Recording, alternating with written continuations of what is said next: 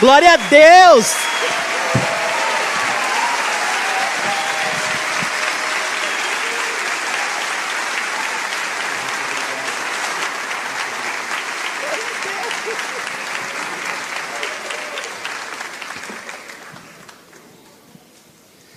Senhoras e senhores, recebam com aquele caloroso aplauso o nosso ministro dos Direitos Humanos e da Cidadania, Silvio Almeida.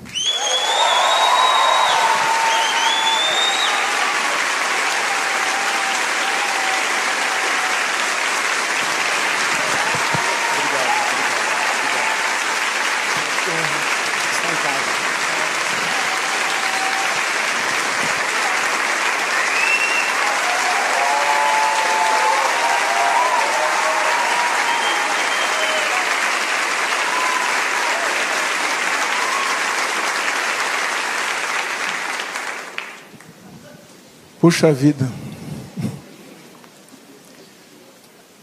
Eu estou sem palavras diante de tanto carinho, diante de tanta coisa bonita que eu ouvi.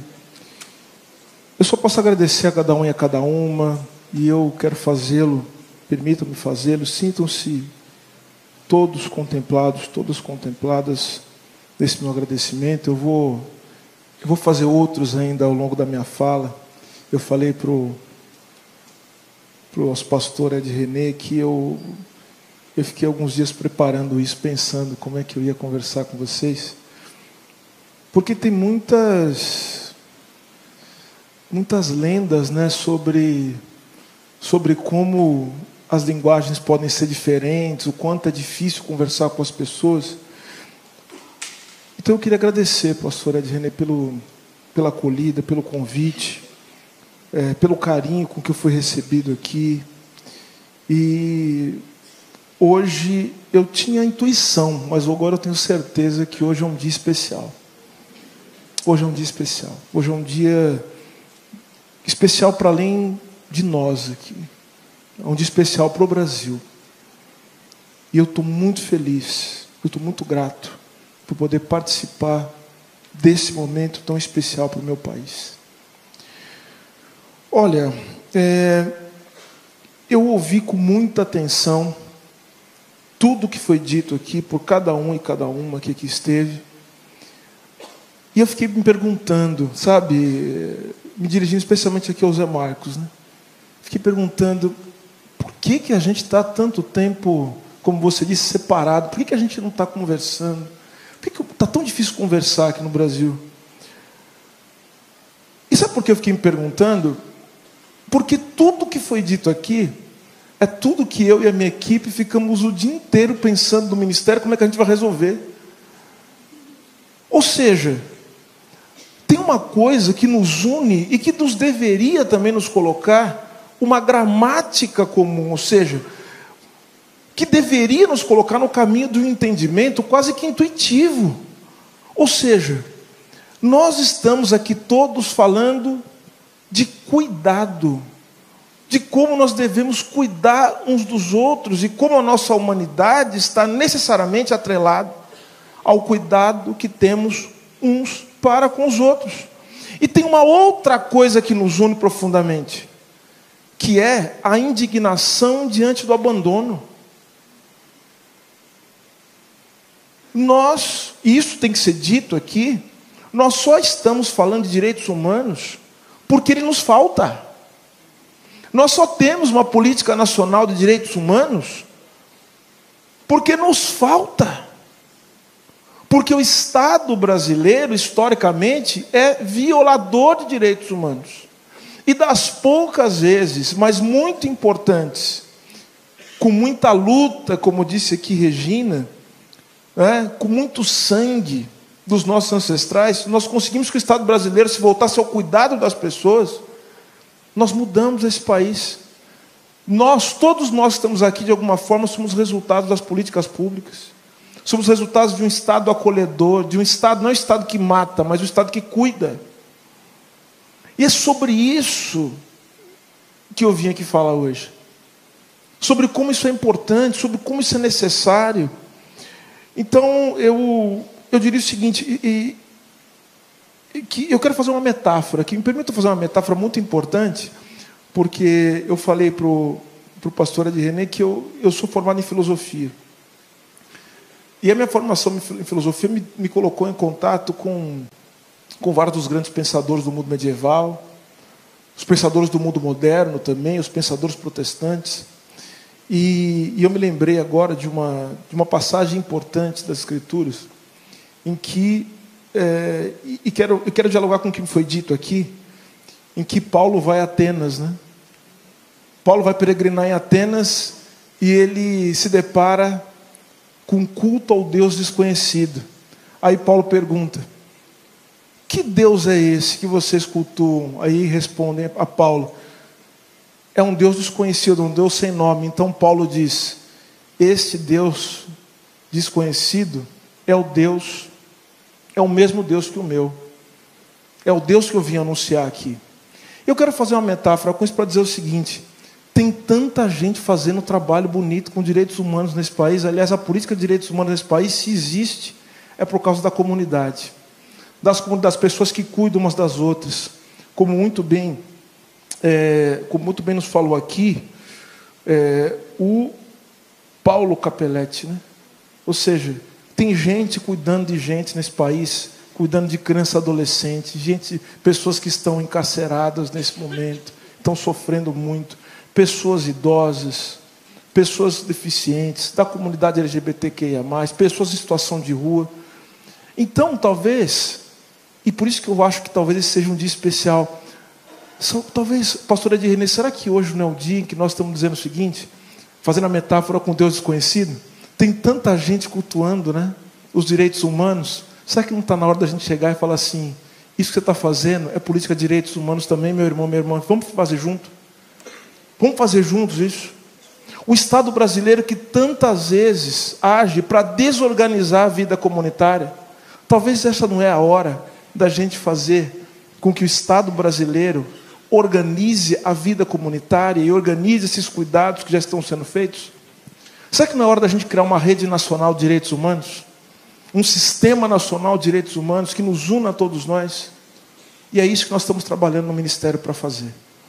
Eu quero dizer que todas as preocupações que foram colocadas aqui, elas são objeto de reflexão diária no Ministério.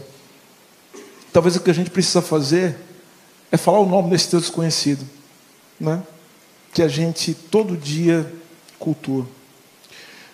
Como eu disse, eu preparei uma coisa aqui, e que eu gostaria de dividir com todos e todas, e que seja a primeira das nossas conversas, da nossa relação, da nossa ligação. Eu preparei uma fala, uma conversa com vocês, cujo título é Cristianismo e Direitos Humanos. Eu fiquei muito feliz com o convite para estar aqui com vocês nessa noite. Digo isso do fundo do meu coração. Foi um convite muito generoso. Generoso porque, em primeiro lugar, vocês abrem as portas de sua casa para um ministro de Estado. Um homem que hoje ocupa um cargo público e, inevitavelmente, de natureza política. Um ato de generosidade e destaco, mas também um ato de coragem. Ainda mais em tempos de profunda intolerância e de negação da política. E também permitem que eu esteja entre vocês, que esteja entre vocês alguém que não é evangélico. Não é evangélico tal como são a minha esposa e minha sogra, que com certeza agora nos assistem, loucas de vontade de estar aqui, não puderam estar, mas devem estar muito, muito felizes. Eu fui criado num lar muito amoroso, muito amoroso. E eu sinto que os meus pais agora estariam muito felizes de me ver aqui onde eu estou, aqui entre vocês. Como eu disse, um lar de muito amor e um lar que unia duas tradições brasileiras, né, do ponto de vista da religiosidade, né? Um lar que era ao mesmo tempo de uma tradição católica e um lar também que era das tradições de matriz africana. Mas sei que eu estou aqui, pastora de René, para além da generosidade e coragem dessa comunidade, de seus líderes, Estou aqui por um chamado de amor à democracia, à liberdade, à tolerância e aos direitos humanos. Valores que só prosperam em um Estado laico. Estamos aqui porque amamos o Brasil. Nós que aqui estamos, temos em comum a ideia de que o respeito e o cuidado são condições essenciais para a construção de uma sociedade livre, justa e solidária. E por isso temos que falar, e assim que falaremos, de forma franca e fraternal. Estou feliz também porque tenho à minha frente, ao meu redor, pessoas das mais diversas. Além de pastores, teólogos, líderes de várias comunidades, temos também pessoas que vêm aqui buscar conforto, buscar esperança. Essa diversidade me inspira, me anima, me dá força para seguir na minha missão como homem público, como ministro, como brasileiro. E eu estou feliz também porque estou numa casa batista, a Igreja da Água Branca. A Igreja Batista, que era a igreja de Martin Luther King Jr., uma das figuras mais importantes do século XX, um dos líderes mais corajosos, brilhantes, inspiradores que o mundo já teve. Estando em uma das casas da denominação que acolheu este grande homem, eu só posso me sentir bem. Então, saiba, senhor pastor, que eu estou em casa.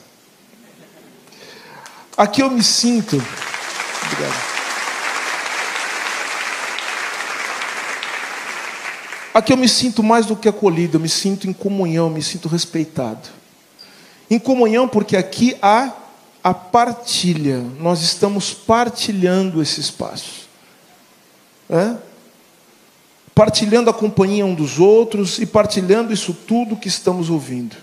E é bonito partilhar palavras, ouvir coisas bonitas, reconfortantes e generosas na companhia de outras pessoas. Eu tenho dito e vou repetir. Ao contrário do que muitas pessoas pensam, e não por acaso as pessoas que não gostam de direitos humanos, o mundo está precisando de coisa bonita, gente. O mundo gosta de coisa bonita. O mundo gosta de... Vejam, eu sei muito bem, observando, minha sogra, meu sogro, as pessoas que estão ao meu redor, quando eles vão para a igreja, eles vestem a melhor roupa que eles têm. Então é isso, a gente quer estar bonito para o mundo, para os outros, então tem que falar coisa bonita, a gente tem que colocar as coisas de tal sorte que a ética ela também seja necessariamente seguida de uma estética. Portanto, é bonito partilhar palavras, ouvir coisas bonitas, como eu ouvi aqui hoje, estou muito emocionado, reconfortante e generoso na companhia de outras pessoas. Vocês já tiveram a sensação de estar sozinhos, assistindo a algo bonito, emocionante, eterno? Aí vocês pensam assim, puxa, como eu queria que tal pessoa estivesse comigo aqui agora, que a minha esposa estivesse aqui comigo, meu esposo, que meu irmão, minha irmã que está aqui.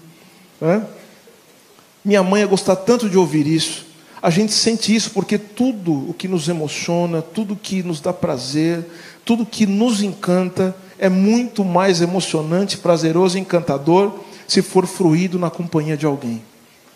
E nós estamos aqui compartilhando essas palavras. E quando a gente pensa em comunhão, em geral, pensamos em partilhar outras coisas, por exemplo, como foi dito aqui, como uma refeição. Mas ouvir palavras em comunhão também tem todo sentido, porque a própria palavra koinomia, oikosnomia, dá origem à comunhão. E também dá origem a outra palavra, que foi dita aqui também, que é necessária, porque é partilhar a palavra, que é comunicação. Então nos reunimos em comunidade para ouvirmos juntos palavras inspiradoras, e isso é muito bonito e significativo. E eu me sinto sinceramente muito irmão de vocês essa noite. Eu não sei bem, pastor de René, se esse sentimento é melhor classificado, usando dois termos gregos aqui, como filia ou como ágape. Dois dos vários termos ou conceitos gregos que são utilizados no Novo Testamento para falar de amor e de amizade, nas suas formas mais profundas. Ágape é aquele amor incondicional, aquele amor que, segundo o Evangelho, Deus tem por nós. É também aquele amor que o cristianismo verdadeiro, o do amor e não o do ódio, porque não há cristianismo do ódio, na minha concepção, pede que tenhamos pelos nossos irmãos. O que quer dizer incondicional nesse sentido? Quer dizer que ele não exige nada. Para o cristianismo, Deus não nos ama porque merecemos, Ele nos ama gratuitamente. E para o cristianismo, nós devemos amar o próximo sem qualquer condição, sem nada perguntar, exercendo um amor que não é por fulano, por beltrano, é a concretização num caso, num evento, numa situação de um amor pela humanidade. E como diz o apóstolo Paulo, em Gálatas 3:28, não há judeu nem grego, não há servo nem livre, não há macho nem fêmea, porque todos vós sois em Cristo Jesus. Ou como Paulo diz em Coríntios 13:4-7, o amor é paciente, o amor é bondoso, não inveja, não se vangloria, não se orgulha. O amor não maltrata, não procura seus interesses, não se ira facilmente, não guarda rancor. O amor não se alegra com a injustiça, mas se alegra com a verdade. Tudo sofre, tudo crê, espera, tudo suporta. E portanto eu estou aqui por amor, não é por oportunismo. Não é não. É para ouvir. É para partilhar a palavra. Não é por uma estratégia política. Não é por isso que eu estou aqui não. É muito importante que saibam disso.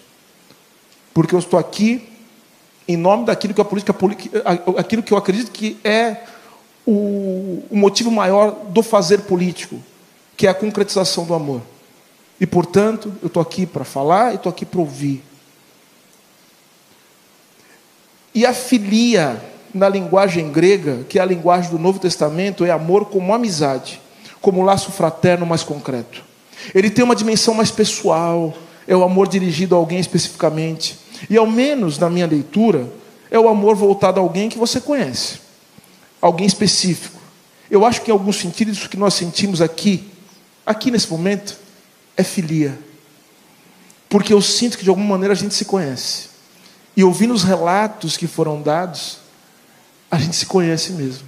Porque nós conhecemos os problemas do nosso país, que são também os nossos problemas. Portanto, o que muitos chamam de nacionalismo, a gente pode chamar aqui de filia, que é o amor de quem se conhece. Eu falei de ágape, falei de filia, porque estamos sentindo isso agora. Mas também porque o que são os direitos humanos, se não isso? Se não a concretização e uma série de regras e princípios e limites e possibilidades disso que nós chamamos de amor. De amor pelo próximo, de amor pela humanidade. Vejam, eu não estou falando de amor pela humanidade como amor por esse mundo, não. Porque aqui, vocês me permitam dizer, esta é uma outra ligação que entre o cristianismo e o que a gente pode chamar de pensamento progressista. O que é o pensamento progressista? É o que foi dito aqui, ou seja, nós temos um país em que as pessoas ainda sentem fome. Então nós queremos matar a fome de quem tem fome. E é isso mesmo, como foi dito aqui. Certamente que Jesus gosta de água encarnada, porque Ele gosta de lugar que tem saneamento básico. E para ter saneamento básico tem que ter política pública, tem que ter Estado, tem que ter orçamento. Porque certamente Jesus não gosta de doença, Ele gosta da saúde. Então vejam só, o que eu estou dizendo é que essa relação entre o cristianismo e todas essas reivindicações que foram aqui apresentadas, muito justas, corretas, é uma ligação que quer dizer o seguinte: nós partimos desse mundo, mas não porque nós queremos que ele fique como ele é.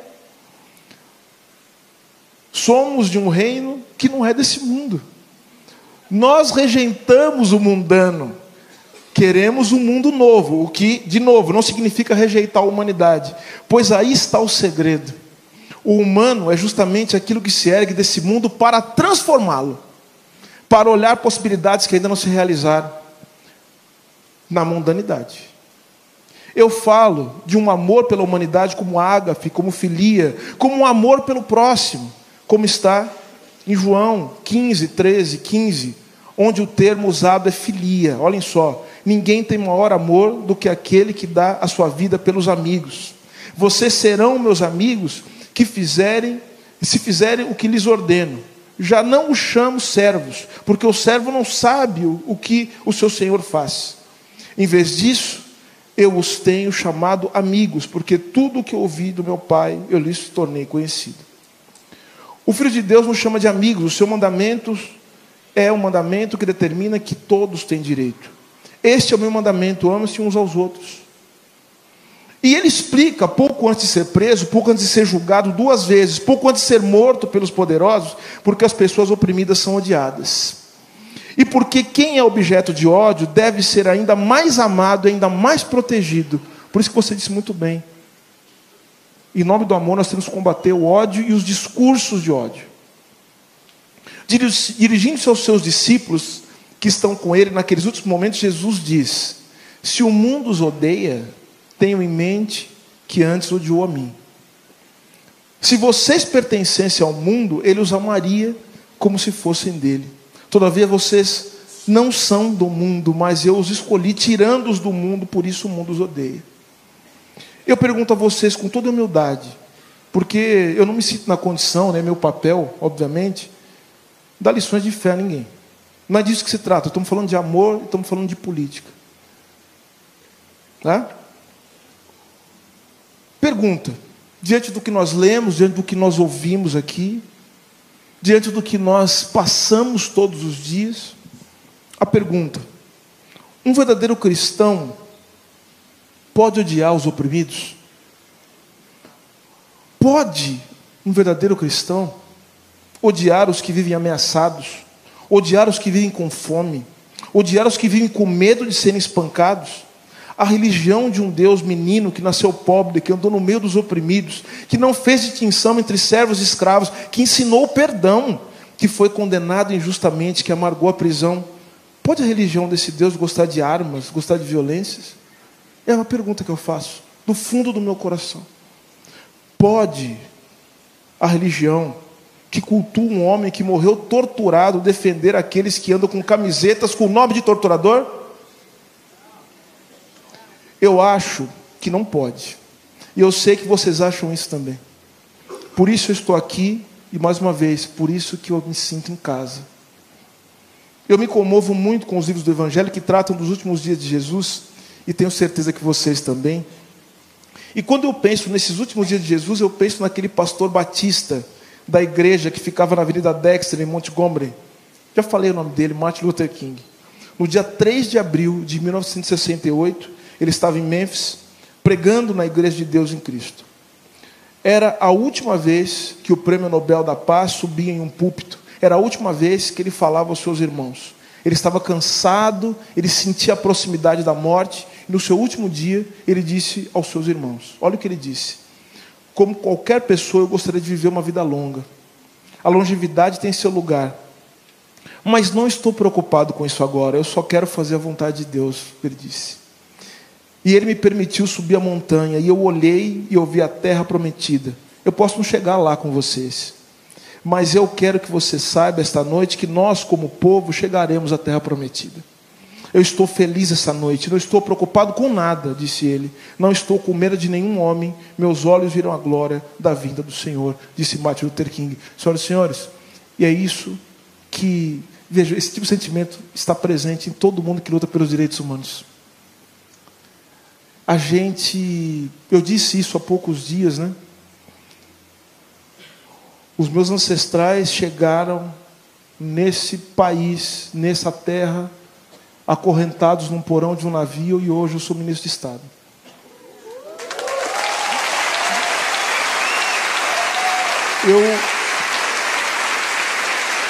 Eu estou dizendo isso, não é para falar das minhas qualidades pessoais, individuais. Eu estou querendo dizer, é pelo contrário. Eu só estou aqui por causa do esforço de pessoas que, como Martin Luther King, queriam a longevidade, queriam viver muito, mas sabiam que o sentido maior da sua vida era abrir as portas para que outras pessoas que vieram depois pudessem chegar lá. Não é isso?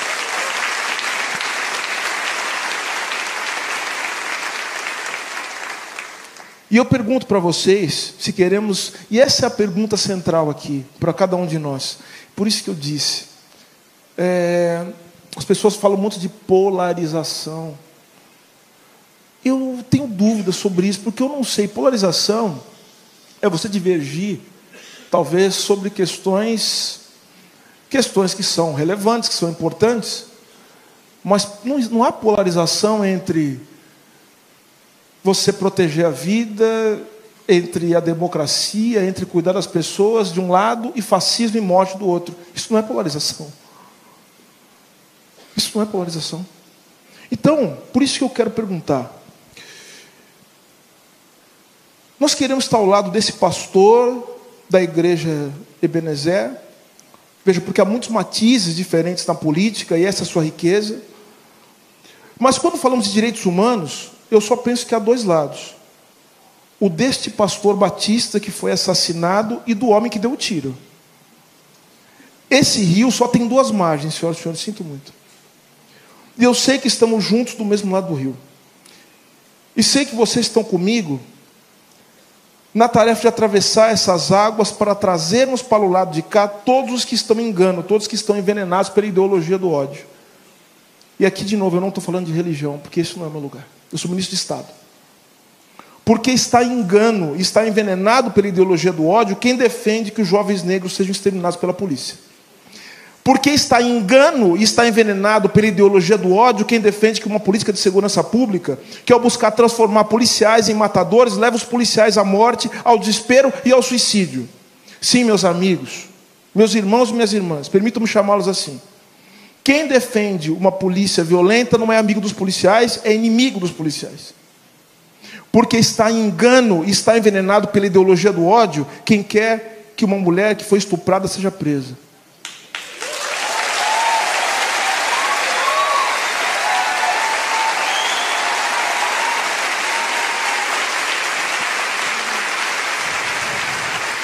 Por isso, pastor, quero dizer aqui publicamente, eu disse isso aos meus assessores, o senhor é um homem de coragem. O senhor honra as melhores tradições de Martin Luther King.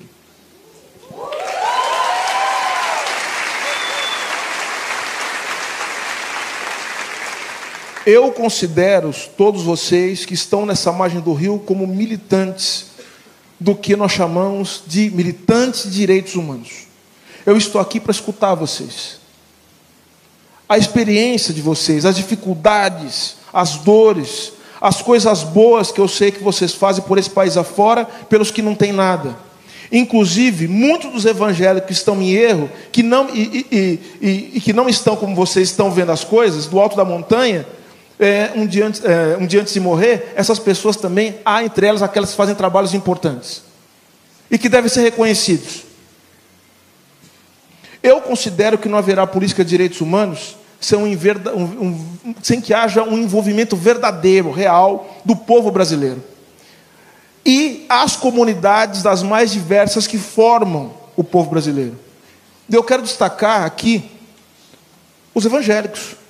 E me permitam dizer, eu considero que não há vida de acordo com o Evangelho longe dos princípios de direitos humanos. Não há. Cristianismo e democracia.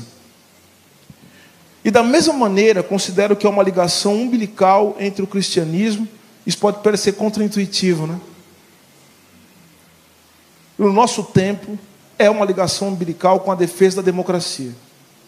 Eu vou tentar explicar a vocês a razão disso. Há um grande historiador italiano, que morreu há pouco tempo, chamado Paolo Prodi. E o Paulo Prodi, ele defendia a ideia de que no estabelecimento do que nós chamamos de democracia, havia uma grande contribuição do cristianismo. E por que ele dizia isso? Olha que interessante. Ele dizia isso por causa da profecia. Ele afirmava que a existência de profetas era uma característica das religiões monoteístas, do judaísmo, do cristianismo, do islamismo. E o que era o profeta? Em sua interpretação de historiador, né, do Paulo Prodi. O profeta era alguém que, iluminado pelo Espírito Santo, dizia algo de distinto do que as hierarquias da igreja estavam dizendo. Veja, não quer dizer que o profeta necessariamente discordasse, se contrapusesse ao que a instituição estava dizendo. Mas, ou ele dizia uma novidade, ou seja, uma coisa diferente, ou ele não era um profeta, certo? O profeta tem que dizer algo novo, algo que não está sendo dito. Esse ato, de repente, de repente uma pessoa começar a falar coisas novas, coisas diferentes, para o Paulo Prodi é sempre um ato de liberdade. Porque afinal de contas é um ato de fala. E um ato de fala de algo que você acredita, de algo que você suporta com a sua consciência, é uma espécie de dissenso. E é a possibilidade de você ser livre e dissentir, concordar ou não concordar. Prodi gostava de citar números 11, 25 e 29. Já citei tantas vezes o Novo Testamento, vou citar agora uma passagem do Velho Testamento. Ele dizia assim, diz assim: então o Senhor desceu na nuvem e falou com Moisés, e tirando do Espírito que estava sobre Moisés, o pôs sobre aqueles 70 anciãos. Quando o Espírito repousou sobre eles, profetizaram, mas isso nunca mais se repetiu. Olhem só, porém 2 homens ficaram no arraial, um chamava Eldade e o outro Medade. O Espírito repousou sobre eles, porque estavam entre os inscritos, mesmo que não tivessem ido até a tenda, e profetizavam no arraial. Então um jovem correu e anunciou a Moisés: Eldade e Medade estão profetizando no arraial.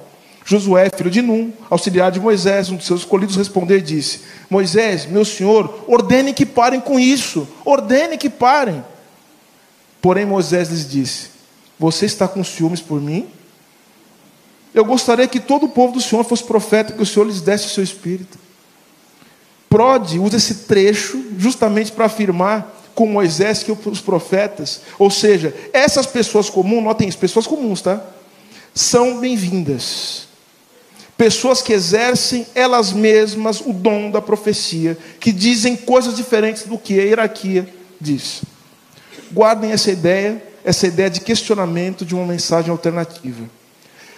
Além disso, Paulo Prodi diz que no cristianismo a ação humana é sempre interpretativa. Salvo no caso das Escrituras, quando um padre, um pastor, uma autoridade fala, não é Deus que está falando pela sua boca. Quem está falando é aquela pessoa ou aquela instituição. É diferente do que acontece em outras religiões, nas quais Deus fala diretamente pela boca do líder religioso. Vocês percebem que se eu considero que o que é dito é apenas uma interpretação, estou assumindo que o líder pode estar errado. Especialmente uma religião considera todos nós, inclusive os sacerdotes, os líderes religiosos, como pessoas, seres limitados. Tudo é interpretação e somos todos limitados, principalmente para conhecer.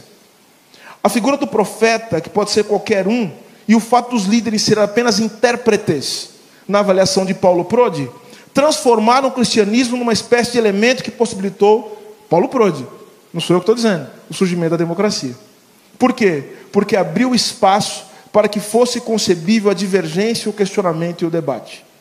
Por isso que é interessante verificar a captura dessa figura, desse líder religioso infalível, por quem quer subverter a religião, subverter a mente das pessoas e pregar o ódio no lugar do amor. Percebe? Porque expulsa justamente o elemento que torna possível a humanidade, né, com as suas falhas, com as suas ausências, que é justamente a possibilidade da gente errar, da gente estar errado. Tem mais uma coisa interessante nessa ligação entre democracia e cristianismo. Como o cristianismo negou esse mundo, meu reino não é desse mundo, a César o que é de César, ele transferiu a autoridade inquestionável para o plano do transcendente, apenas para Deus. O governante, nesse sentido, não é Deus encarnado, ele é apenas um governante. E mais, a tentativa desse governante de se igualar a Deus é pecado. Se um governante ou um sacerdote não é Deus, se Deus não fala diretamente por sua boca, esse governante pode estar errado. E a democracia é que nos permite dizer o seguinte: você está errado. Assim, se consideramos que essa hipótese está correta, e eu acredito que existe uma profunda ligação, de fato, né, usando o argumento poderoso de Paulo Prodi, entre cristianismo e democracia nesses termos, o cristianismo não pode adorar ditadores, senhoras e senhores. Não pode.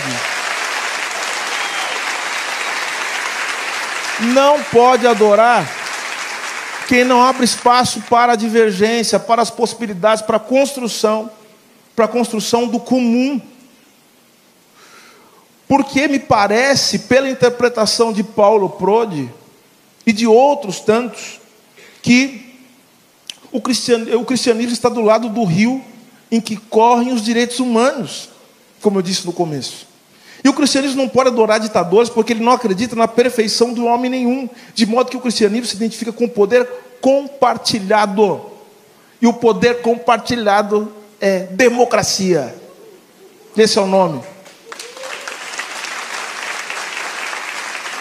Isso, claro, assume as expressões diferentes a depender da denominação religiosa. Conciliarismo, congregacionismo, sacerdócio de todos os crentes, enfim. Mas o fundamental é que o cristianismo não se coaduna com ditadura, não se coaduna com ditadores, nem quem adora ditadores. Torturadores, matadores. O cristianismo se coaduna com a liberdade, mas uma liberdade em que a responsabilidade e o cuidado com o outro é um elemento fundamental da liberdade. Liberdade com responsabilidade, com cuidado, com respeito. Liberdade de direitos humanos. Por isso, a condição dos direitos humanos, em uma das suas facetas, a liberdade de religião e a liberdade de crença. Porque, vejam, liberdade de professar a religião que você quiser. E a liberdade de crer ou não, que é a liberdade de crença. Isso está garantido pela Constituição. E, portanto, a garantia de que vocês possam professar a sua fé, adorar o seu Deus, é a garantia de que o Estado seja laico. A defesa do Estado laico. Não tenham dúvida, senhoras e senhores, pelo que eu tenho aprendido, com vocês, ouvindo, lendo os doutrinadores, ouvindo meus irmãos e irmãs, que é o seguinte: toda vez que alguém quer acabar com a laicidade do Estado, não é para beneficiar os cristãos. Quem quer acabar com a laicidade do Estado é porque quer se beneficiar do Estado em proveito próprio. Não tenham dúvida disso. E eu quero terminar, pastora de René, com cristianismo e esperança. Eu me apoiei em Paulo Prodi para falar sobre as ligações entre cristianismo e democracia. Eu queria me apoiar em outros pensadores para falar da relação entre cristianismo e esperança.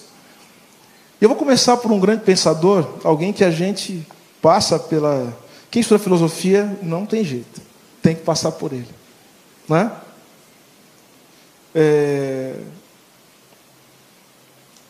É um grande pensador africano, que viveu entre os séculos IV, o século IV, o século V, depois de Cristo. Você sabe que eu estou me referindo a Agostinho de Hipona, ou Santo Agostinho. Sim, Agostinho foi um dos pais da igreja, um dos autores da chamada patrística, e foi um dos mais importantes filósofos para todas as áreas, para todos os campos, inclusive para a literatura. Quem estuda literatura, a ideia da subjetividade, né? Enfim. Quem já leu A Cidade de Deus, ou O Livre-Arbítrio, leu um livro de teologia, mas que não é só um livro de teologia, é um livro de história, é um livro de filosofia. E é um livro do que anos depois chamaria de filosofia política. E leu também um livro com enorme valor estético, tá? É um livro de valor estético, porque quem estuda literatura, como eu já disse, reconhece o grande valor literário de Santo Agostinho. Vocês não estranharam eu chamar Agostinho de africano, né? Sei que não, mas considerando todo o preconceito que o nosso mundo tem com a África, é sempre bom lembrar que a cidade na qual ele nasceu, Tagaste, fica na atual Argélia. E a cidade na qual ele morreu, Hipona, também fica na atual Argélia. Não temos nenhuma garantia de que Agostinho fosse negro, mas também a gente não tem nenhuma garantia de que ele fosse branco. Enfim, está mais para a gente achar que ele não fosse branco, sendo bem sincero. Enfim, quando a gente lê esse filósofo africano, a gente se depara com a primeira grande sistematização da noção do que não há nada fora da história.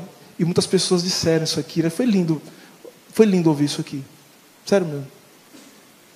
Não há nada fora da história. Não há nada que possa ser considerado que esteja fora do tempo, melhor ainda, que foi aberto pelo pecado original e que será fechado pelo juízo final, né? É a história pensada pela primeira vez no Ocidente como um movimento teleológico, ou seja, um movimento de início, um ponto de partida e um ponto de chegada, um vetor, uma direção. Ou seja, uma história que faz isso, e não apenas isso aqui. É muito importante para entender os desdobramentos, né, do que foi a forma de pensar o mundo a partir de então. Vocês vão me perguntar, poxa, se é a primeira vez que você pensou a história assim, que você pensou a história como nós pensamos, como era antes disso? Antes do cristianismo, o que nós tínhamos era a ideia de uma história cíclica, como eu falei, na qual as coisas se repetem como se repetem na natureza, dia e noite, dia e noite, dia e noite. Em geral, um tempo de ouro. No começo, uma idade de ouro perdida, depois disso, um tempo de decadência, e depois uma volta para a idade de ouro. Sempre como uma história circular, certo? Por que a história pensada pelo cristianismo rompe com isso? Porque nele não há um círculo, há uma reta de uma ponta, o Gênesis, na outra ponta o Apocalipse, o novo começo, numa ponta a criação e a queda, na outra ponta o juízo final. No caso da história circular, já sabemos o que virá. E no caso da história cristã? No caso da história cristã, nós sabemos qual o começo, o pecado original, e sabemos como termina, o juízo final. Mas e o meio, né? Esse é o problema. E a gente está no meio. Eu estou querendo saber do meio, está me preocupando muito esse meio. Pois é, amigos e amigas. Se a gente for ler toda a literatura, até o Santo Agostinho, por isso que ele vai escrever o livre-arbítrio, né? Você tem uma ideia de imprevisibilidade aí, né? Nesse meio. No meio, o que há não é transparente a nós. O que há no meio é mistério, né? Como diz aquela música da Marisa Monte, né? Não é segredo, é só mistério. Que é diferente. Sabe o que significa? Que enquanto para o mundo pré-cristão o futuro já está determinado, para o cristianismo o futuro está em aberto. Tá? Vou repetir. Futuro está em aberto. E é por isso que nós podemos esperar e esperançar. É por isso que nós podemos ter esperança. Como muitos outros pensadores que vieram depois de Santo Agostinho notaram, nem existe na língua grega uma palavra que seja equivalente à esperança, né? Porque para haver esperança é preciso considerar que a história está aberta, ela não é uma eterna repetição. E nesse intervalo entre o Gênesis e o Apocalipse, entre o início e o fim, que o novo vai nos ser apresentado. E a relação entre cristianismo e esperança, cristianismo e futuro, cristianismo e coisas novas, está na vida concreta de cada um de nós aqui. Porque vocês todos que estão aqui sentados, vocês todas que estão aqui sentados, aqui me ouvindo, com tanto carinho, mais uma vez, quero agradecer o respeito, a paciência, essa abertura. São gente que espalha novidades pelo mundo. Com toda a dificuldade que vocês relataram aqui, vocês estão levando esperança para as pessoas, preenchendo esse meio de esperança. A maior delas, né, dessas notícias que se espalham pelo mundo, é aquela notícia que você já sabe, que o menino nasceu. Nasceu numa casa muito pobre, como diversos nossos irmãos e irmãs, diversos brasileiros, como foi dito aqui. Ele andou no meio das pessoas comuns, foi perseguido, foi preso, foi torturado, o que acontece com vários dos nossos meninos. O que é triste, mas a notícia é boa, sabe por quê? Como eu já disse, né? Como Martin Luther King, que anteviu a sua morte, mas que anteviu também que a sua morte seria o início de uma nova história que se desenhava para cada um de nós. Porque vejam, a notícia é boa porque ele era o Salvador e morreu por nós. Vocês são meus irmãos, né? Porque anunciam uma novidade boa, uma novidade cheia de esperança, uma boa nova. E eu não podia deixar de dizer que esse menino é filho de um carpinteiro, de um trabalhador manual. Eu acho que vocês não deveriam, né, dar isso uma importância menor, gente. Ser filho de um carpinteiro, de um trabalhador manual. O cristianismo deve ser amigo dos trabalhadores e das trabalhadoras. Os cristãos são amigos dos trabalhadores e das trabalhadoras. E quem é amigo dos trabalhadores e das trabalhadoras está do lado dessa margem do rio, né, que nós chamamos de direitos humanos. Eu não podia deixar de dizer que, como eu já disse, né, o cristianismo deve ser amigo dos trabalhadores. E o que diz o Evangelho de Mateus 13,55? Não é esse o filho do carpinteiro? Não se chama sua mãe Maria e seus irmãos Tiago, José, Simão e Judas? Em Marcos temos a impressão de que Jesus seguiu a profissão do Pai, né? Não é este o carpinteiro, filho de Maria, irmão de Tiago, José, Judas e Simão? E não estão aqui conosco suas irmãs e ficaram escandalizados por causa dele. Eu penso que se diante disso não seria natural que o cristianismo pensasse e se posicionasse sobre o direito dos trabalhadores num país, senhoras e senhores, no qual meninos trabalham 14, 15 horas em cima de uma bicicleta, entregando comida enquanto sentem fome, e que tem gente que quer ainda que menor trabalhe. Já tem menor que trabalha, inclusive em trabalho escravo. Vejam, será que a gente não deveria se posicionar do ponto de vista ético? Ético, e é isso que nos une a todos nós. Todos nós, cristãos, não cristãos, todos, mas que cultuam os direitos humanos, que gostam dos direitos humanos. Será que a gente não devia pensar, se posicionar sobre a destruição dos direitos trabalhistas, que a ponto de uma parcela enorme da população, mesmo tendo emprego, não conseguir sustentar? As pessoas têm emprego e não conseguem se sustentar, e não é só no Brasil. Vejam nos Estados Unidos, o país mais rico do mundo. Há pessoas que têm 3, 4 empregos. Eu morei lá, dei aula na Universidade de Duke, dei aula em Columbia, em Nova York. E eu conheci pessoas que tinham 3 empregos. 3 empregos. Quem vê aquela série também, Todo Mundo Odeia o Chris, sabe, né? Que o pai também tem 3 empregos, né? Agora é o seguinte, né, gente? Vamos imaginar? Quem vive uma vida dessa, que tempo que tem para sonhar, para apreciar as belezas do mundo, para compartilhar aquilo que o mundo tem de melhor? E eu quero terminar dividindo com vocês, que espalham a boa nova, a boa notícia, portanto, uma questão que tem me angustiado, né? Quero compartilhar. É o lugar de compartilhar nossas angústias, para que nós possamos renovar nossas esperanças sempre. Eu considero que a ideia de esperança, essa ideia que está tão presente, como nós já vimos, do pensamento cristão, que é constitutivo do pensamento cristão, daqueles que esperam uma boa nova, está perdendo força. Inclusive pela ação de algumas pessoas que se dizem cristãs, né? Que é curioso.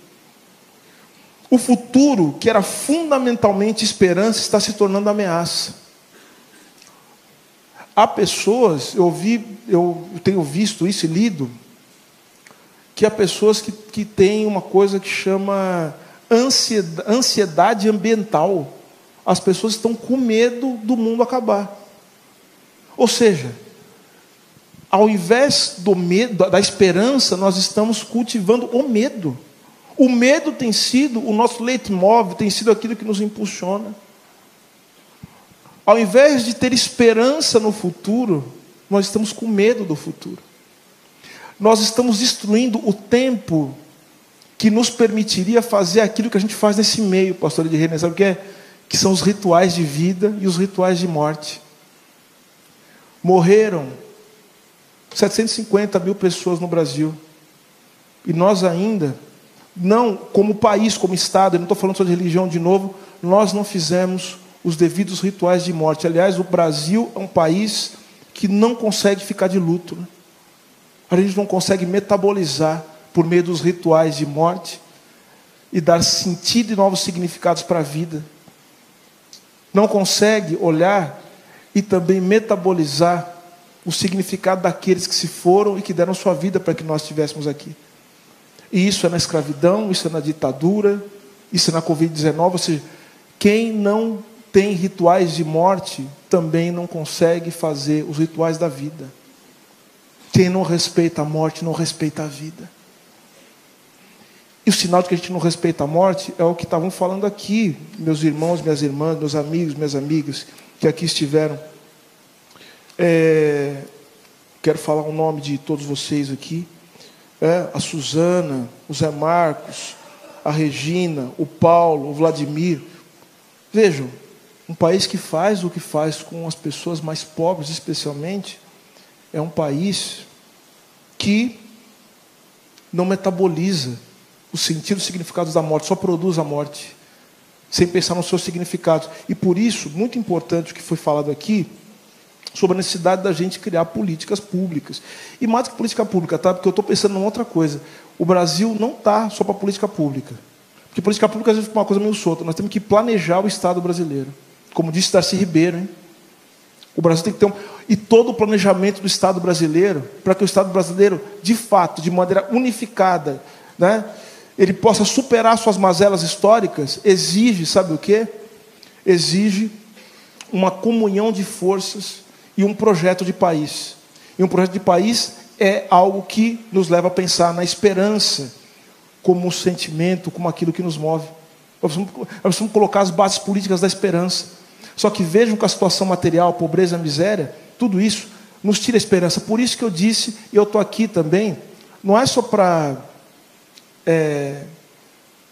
Vejam só, eu não estou só recebendo pedidos de ajuda, eu também quero pedir ajuda. E pedir ajuda no seguinte sentido, senhoras e senhores. Percebam que tudo que angustia as pessoas que estão aqui, pode ter certeza, e foi falado isso aqui também, angustia as pessoas que não estão aqui, e que são de outras denominações, de outras religiões, enfim, e que estão nesse momento, inclusive, tomadas pelo ódio, né? Pelo rancor, tomadas pelo ressentimento. Mas são as mesmas questões que nos angustiam, que nos aproximam. E talvez a indignação com esse estado de coisas e pensar na possibilidade de superá-las politicamente seja aquilo que vai nos unir e nos tirar desse ódio, tirar dessa corrente de ressentimento. Talvez seja isso que nos salve, sabia? Eu fico pensando, porque tudo o que foi dito aqui, nós temos alguma política no Ministério pensada, planejada, em andamento, mas é preciso isso ganhar escala. Então não vai ter nenhum projeto de país, inclusive projeto de desenvolvimento econômico, que não coloque a dimensão dos direitos humanos como algo central. Como é que você vai desenvolver o país matando a sua juventude? Isso não encaixa, isso não tem lógica, não faz sentido. Então, se quer desenvolver o país economicamente, tem que ter um projeto de educação, tem que ter um projeto também de educação que seja colado com um projeto também que as pessoas tenham dignidade material para poder comer, poder se vestir, poder ter casa. Não tem jeito de ser diferente. Tem que ter cultura, tem que ter lazer e tem que ter direitos humanos. Então, vamos lá. Se não tiver direitos humanos como política de cuidado para todas as pessoas, não haverá desenvolvimento no país. É simples assim. Qualquer outra coisa é mistificação. Agora, nós estamos perdendo a capacidade de sonhar, acreditar em coisas novas. Estamos cada vez mais dispostos a simplesmente ficar administrando as injustiças do mundo. E aceitar esse mundo como ele com todas as suas injustiças, para nós é inaceitável. Eu acho que aceitar esse mundo como ele é, com todas as suas violências, todas as suas iniquidades, todas as suas vilanias, é abandonar a palavra, na minha concepção, é abandonar a boa nova, é abandonar a esperança. Eu acho que precisamos ir atrás de um mundo que ainda não existe. Nós vamos precisar fazer o que fizeram os nossos ancestrais. Construir um mundo que ainda não existe. Nós precisamos arrancar a alegria do futuro, como disse um poeta. Isso significa lutar nesse mundo. É a palavra de Jesus no Evangelho de Mateus, né? Eu vim para que tenham vida e tenham em abundância. Eu sei que é algo que está na cabeça de todos vocês que estão aqui, mas eu quero terminar dizendo isso, que eu considero que pode ser o resumo de qualquer política de direitos humanos. Jesus, explicando as razões da salvação, mostra que é Ele que está em cada pessoa carente, como foi dito aqui. É Ele. É Ele que está em cada pessoa que precisa de proteção contra a violência do Estado, contra os poderosos.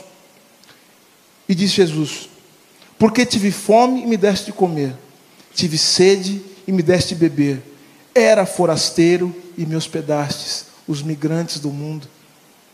Estava nu e me vestistes, enfermo e me visitastes, preso e fostes me ver.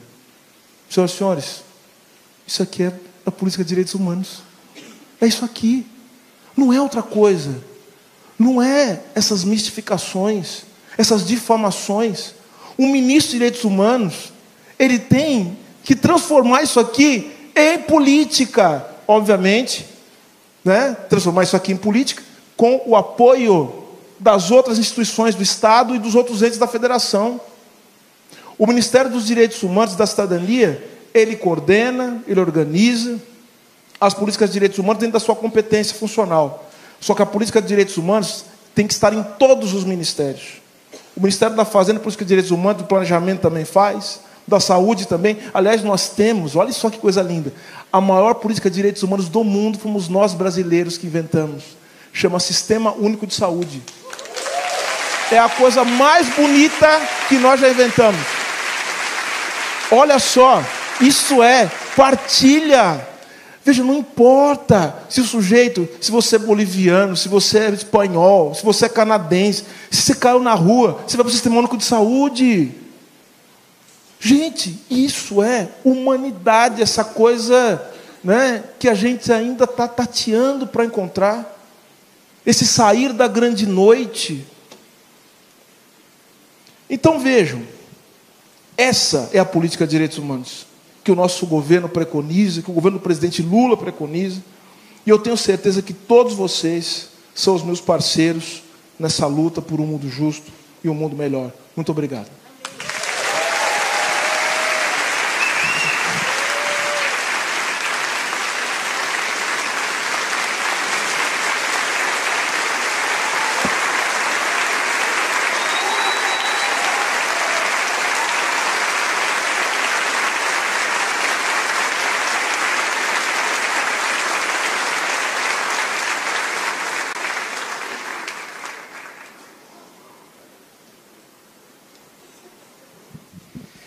Eu encerro dizendo 3 coisas. A primeira é muito obrigado. Muito obrigado a você que esteve aqui. Muito obrigado pela sua presença, sua participação. Ao ministro, especialmente, a nossa gratidão. E esse repetido aplauso caloroso expressa o quanto vai no nosso coração com você e o quanto você fica no nosso coração. A segunda coisa que quero dizer é abençoar a sua vida e a sua casa. A você, sua família, seu mandato, sua vida pública e essa responsabilidade que você tem em nome de todos nós brasileiros. Com você, a sua equipe, que Deus abençoe também a todos vocês. E me despeço fazendo uma homenagem a você com Santo Agostinho. Santo Agostinho disse que a esperança tem 2 filhas lindas, a indignação e a coragem. A indignação que não nos permite aceitar as coisas como são, e a coragem para mudá-las. Que nunca nos falte indignação, nunca nos falte coragem, nunca nos falte esperança. Que Deus abençoe a todos. Amém.